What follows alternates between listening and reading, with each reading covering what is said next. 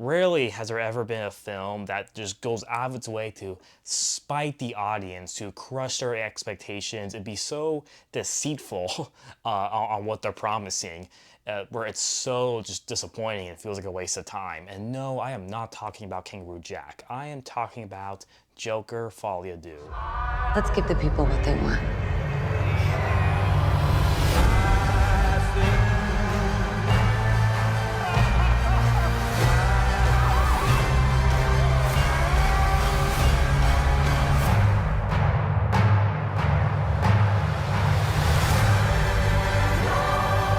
Joker Folie Deux.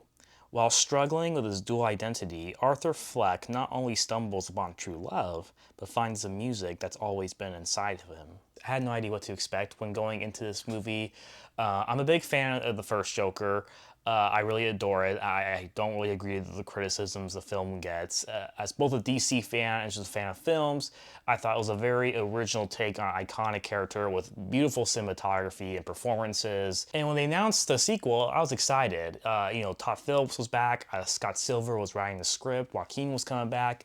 I figured that, like, okay, if all this talent's coming back, it's not gonna be a cash grab, which, in all fairness, I don't think this movie is a cash grab. But then we started hearing about that it's gonna be a musical, it's a love story with Harley Quinn, and I had some concerns. I was like, oh, this doesn't sound like what I wanted, I was expecting, but I kept an open mind when watching this movie. Let me tell you this right now. For better or for worse, the musical aspects should be the least of your concerns in this movie.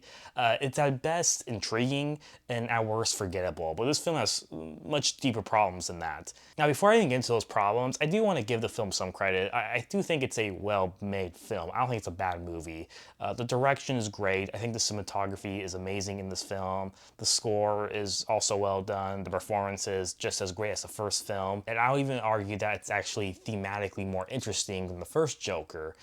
With this movie focusing more on the idea of celebrity culture or our fascination with violence, or asking why do we adore and love people in our lives, right? Is it because we project certain concepts onto them, or because we like them for who they are? They're interesting questions, very interesting concepts, but the execution was just so off in this movie. I mean, firstly, the narrative just goes nowhere and it feels like a waste of time. I can tell you this right now. I'm not going to give spoilers in this video, even though there's not much to spoil throughout the movie. But the whole film really is either Arthur is in his asylum cell, right, romanticizing about Harley Quinn, or he's in the courtroom and he's just kind of like there on trial for his crimes in the first film.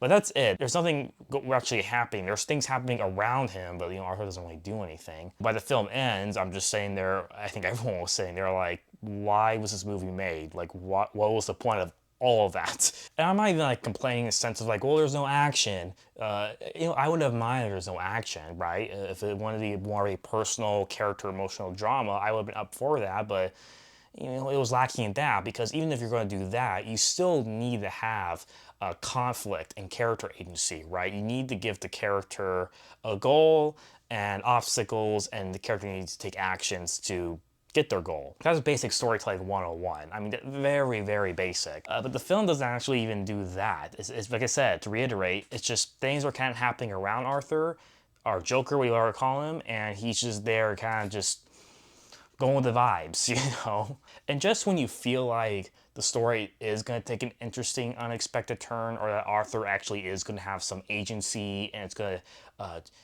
take the story another direction, it just returns back to the status quo, right? It's all red herrings. And the best way I can put it concisely is that this film feels like it's stuck in the first act and it never progresses. And so because of that, I wouldn't even want to call this movie a sequel, because it's not really a continuation. It's just, well, why does this happen? It's more than that. I would say Joker Folie Deux is an anti-sequel. I don't know if it's an actual term, but I'm just going to call it that, because it seems like this movie really goes out of its way to spite and deconstruct everything from the first film. For example, the first film, it's about, Arthur, who is, down on his luck and society's pushing him down, but that's actually his polite face in society, and that once he puts on the clown makeup and becomes a Joker, he becomes his true self, right, without any self-restraint. This is who he really was all this time. But this film takes a different approach, or totally retcons that and says, actually, no, Arthur's Arthur. The Joker thing is just kind of a cope that he kind of came up with in the middle of the moment of a crisis, and that's that. There really is no Joker. And on top of that, I think the film, especially with its themes, also goes out of its way to like shame the audience of like wanting to see Arthur be and act like the Joker. I guess it's kind of a spoiler, but not really. But like you don't get the Joker in this movie, and that's kind of the whole point of the film. Is like, no, he's not Joker. He's just Arthur. He's just sick and he needs help.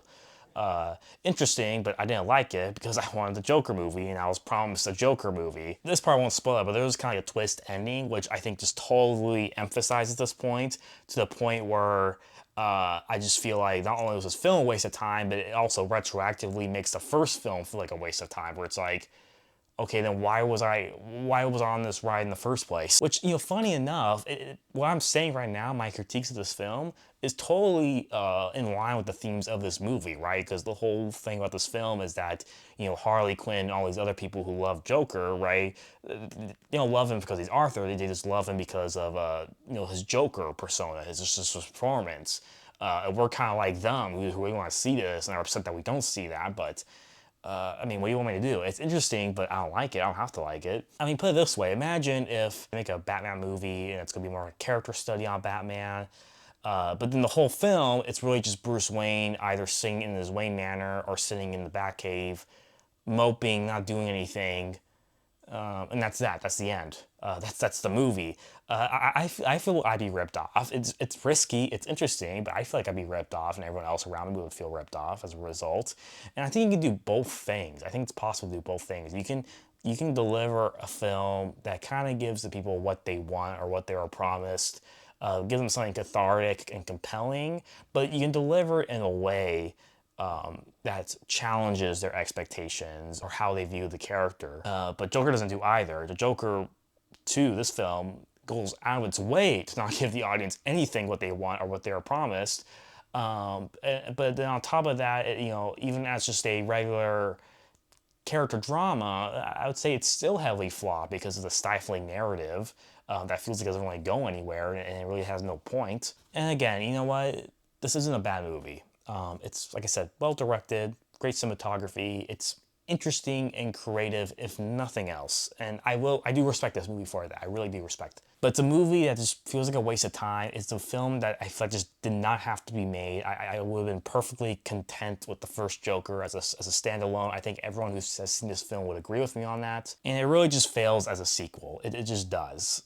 And so I want to give this movie 2.5 stars out of 5. Everyone hates it right now. I certainly didn't like it. It'll be interesting to look at like 10 years from now as like this like weird standalone duology about taking realism to the extreme of the character of Joker. It'll be interesting. Time will tell. I want to see the real you.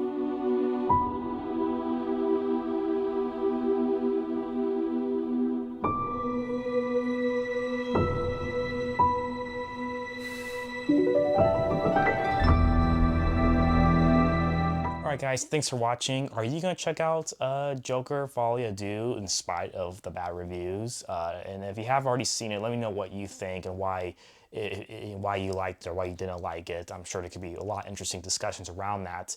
But make sure to hit the like button, hit subscribe. I'll see you next time.